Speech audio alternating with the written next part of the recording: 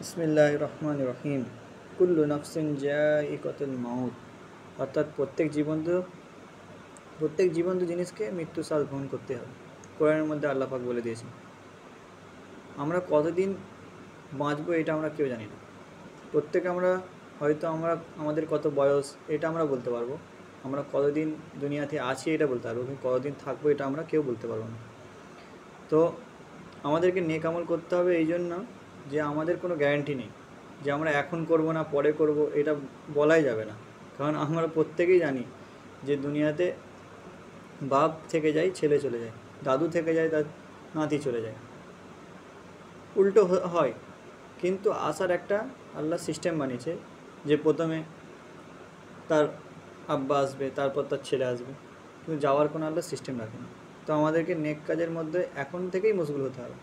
আর সব কিছুর একটা টাইম আছে, সেই টাইমের মধ্যে করলে তবে সেটা পরিপূর্ণভাবে আদায় করা হবে। এমন নয় যে আমি আসরের নামাজ ইচ্ছা করে কাজা করে পুরো মগরবের পরে, এরকম নয়। যে কোনো জিনিসের একটা সিস্টেম আছে, সিস্টেমের মধ্যে করলে ফায়দা আছে। যেমন আমি যদি কিছু জিনিস শিখে করি তার ফায়দা আছে। যেমন আমি যদি গাড়ি চালাই, যদি শিখে চালাই তো আমি ভালো চালাবো, আর যদি আমি না শিখে চালাই তো অ্যাক্সিডেন্ট হবে। তেমনই নামাজের মধ্যে যা কিছু পড়তে হয় এগুলো শিখে করলে তার মধ্যে থেকে আমি ফায়দা পাবো। সঠিকভাবে করলে তার মধ্যে থেকে আমি সেটার মধ্যে আনন্দ পাবো, ইবাদতের মধ্যে মজা আসবে। আর যদি আমি ঠিকভাবে না করি, আমি সূরা কেরাত যদি ঠিকভাবে না পড়ি বা আমি তেলাওয়াতভাবে ঠিকভাবে না করতে পারি, তাহলে সেই নামাজের মধ্যে আমার গণ্ডগোল চলে আসবে। অনেক সময় অনেকে বাংলা থেকে সূরা মুখস্থ করে, তার জন্য কী হয়, তাদের উচ্চারণের গণ্ডগোল হয়, তার জন্য মানে চেঞ্জ হয়ে যায়।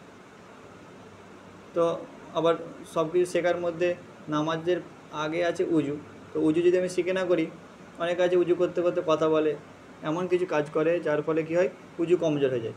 আমার যদি উজুই কমজোর হয়ে যায় তো সেই উজু থেকে আমার নামাজও কমজোর হবে। আর আমার নামাজ কমজোর হলে সেই নামাজের মধ্যে দিল আসবে না, সেই নামাজ থেকে আমি কিছু পাবো না চাইলে। তো আমাদের ইবাদত সঠিকভাবে হতে হবে আর সঠিক টাইমে হতে হবে। আর নামাজ, রোজা, এই ইবাদতগুলো আমি যদি কোনো কারণে ছেড়েও যাই আমি আদায় করতে পারবো। কিন্তু যেমন রোজা, কারোর যদি অসুস্থতার কারণে রোজা ছেড়ে যায়, সে পরে রোজা রাখতে পারবে। কিন্তু কিছু কিছু ইবাদত আছে, বিশেষ করে মেয়েদের ক্ষেত্রে, মেয়েদের যেমন পর্দার হুকুম আছে। সে যদি এখন পর্দা করছে না, সেই বলছে যে পরে করব, পরে সময় হলে করব, সে এই কাজাটা কি সে আদায় করতে কোনো দিন পারবে? এখন সে বাইরে বেরোলো, সে মাথায় কাপড় না দিয়ে, গায়ে ওড়না না দিয়ে, বা সে পর্দা না করে বেরোলো, তাকে যারা দেখলো সেই জিনিসটা সে আর কি কাজা করবে? তাকে তো যারা দেখার তারা দেখেই নিয়েছে। সে যদি পরে সেজে গুজে বেরোয় বা পরে সে যদি পর্দা করে বেরোয়, সে মানে সে পরে পর্দা করে বেরোলে তখনের জন্য পর্দা করা হবে। কিন্তু সে যে আগে যে বেরিয়েছে সেই কাজাটা সে কোনো দিন আদায় করতে পারবে না। তো বলার উদ্দেশ্য একটাই যে পরে করব, পরে দেখা যাবে, পরে হয়ে যাবে, এইসব চিন্তাভাবনা থেকে বেরিয়ে যা হবে এখন থেকেই হবে। কারণ আমরা সবাই জানি যে আমাদের বয়স কত, কিন্তু আমরা এটা জানি না যে আমরা কতদিন বাঁচব। সুবহানাল্লাহি বিহামদিহি, সুবহানাকাল্লাহুম্মা ওয়া বিহামদিকা, আশহাদু আল্লা ইলাহা ইল্লা আনতা, আস্তাগফিরুকা ওয়া আতুবু ইলাইক। সুবহানা রাব্বিকা রাব্বিল ইজ্জাতি আম্মা ইয়াসিফুন ওয়া সালামুন আলাল মুরসালিন, আলহামদুলিল্লাহি রাব্বিল আলামিন।